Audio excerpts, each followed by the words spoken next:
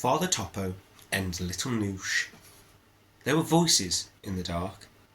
Kabishka luska, kabishka diggy, said one voice. It was a strange voice, small, fast and high-pitched. A girl's voice, maybe. Tahoo at huna luska emuska Noosh. This second voice was slower and deeper, but still strange. It was almost like singing. Was he dead? Well, no, not quite, but nor was he alive.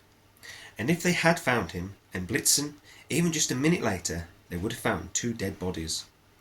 The first thing Nicholas noticed was the warmth. It felt like a kind of warm syrup was pouring into him from the inside.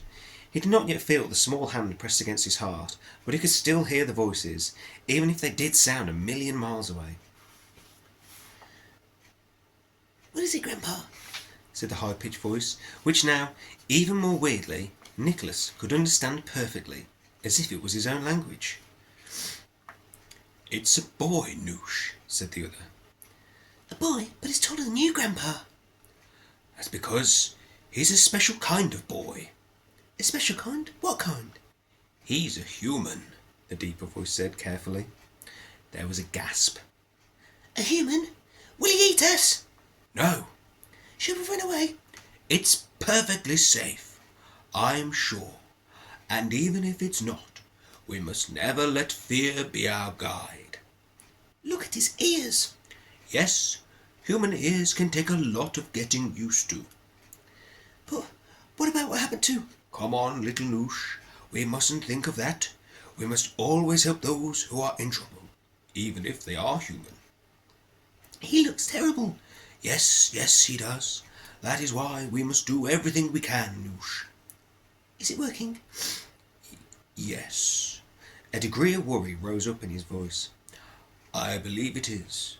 And on the reindeer, too. Blitzen woke and slowly rolled over, taking his weight off Nicholas, whose eyes were now blinking awake.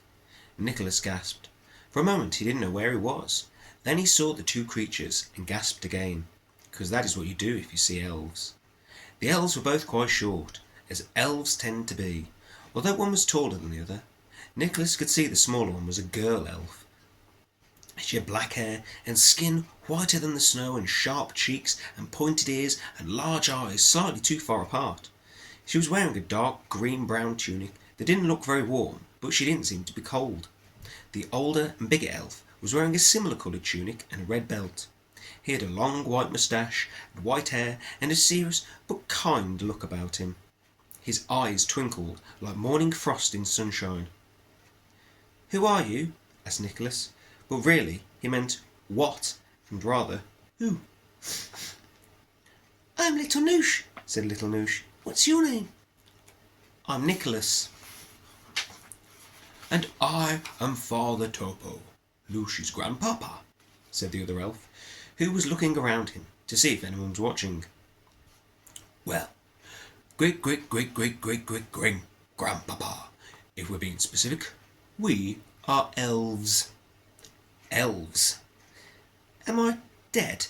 Asked Nicholas, which was a bit of a silly question, as for the first time in weeks he could feel warmth flooding through his veins and excitement rising in his chest. No, you are not dead, said Father Topo.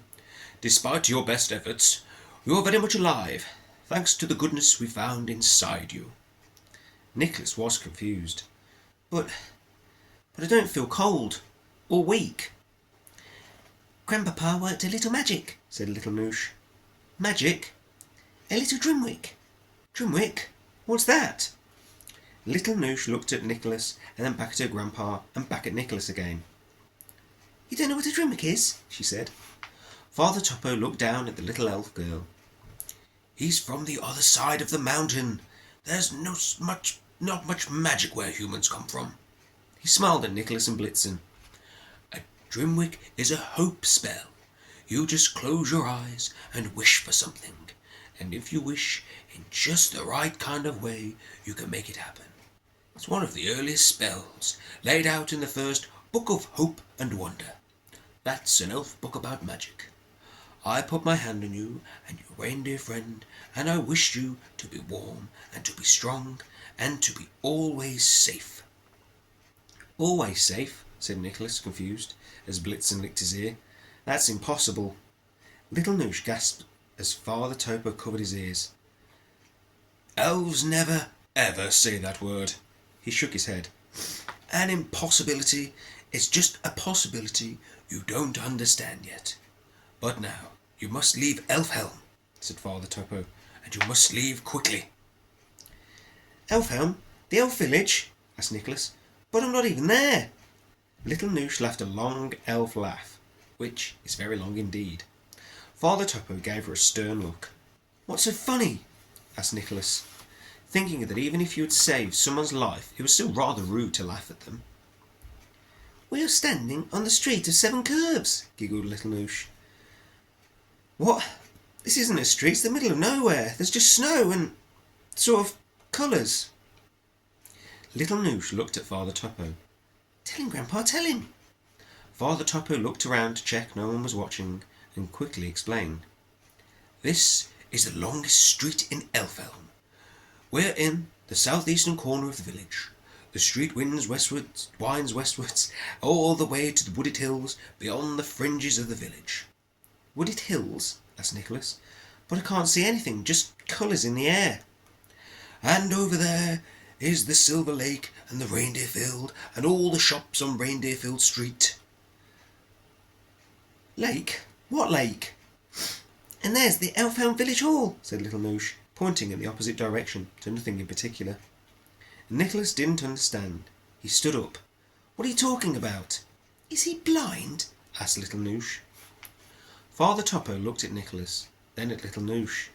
Very quietly he said, To see something, you have to believe in it. Really believe in it. That's the first elf rule. You can't see something you don't believe in.